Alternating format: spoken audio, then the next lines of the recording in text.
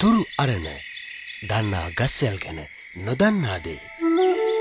රාම රාවණා යුද්ධයේදී මියගිය වානරයන් ජීවත් කිරීමට සක්‍රයා අමාවැස්සක් පතිත කළා.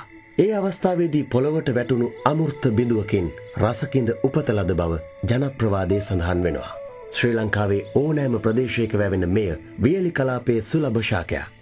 උස ගසක ඉහළ අතුවලට සිටිනසේ රසකින්ද වැලක් දැමූ විට එය ස්වභාවිකවම තම වර්ධනය සිදු කර ගැනීම විශේෂ ලක්ෂණයක්.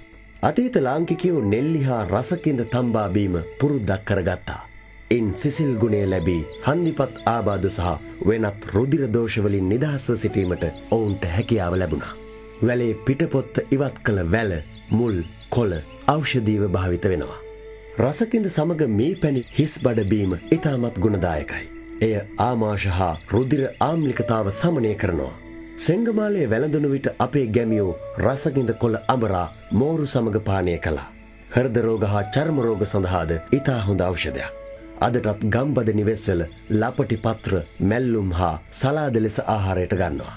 රසකින්දවල මානව ප්‍රතිශක්තිකරණ පද්ධතිය ශක්තිමත් කිරීමේ බලයක් ඇති බව පුරාණ ග්‍රන්ථවල සඳහන් වෙනවා. තුරු අරණ සඳහා ප්‍රධාන අනුග්‍රහය සොබාදහමට ආදරය කිරීමේ වැදගත්කම කියා දෙන ජාතික ලොතරැයි මණ්ඩලය.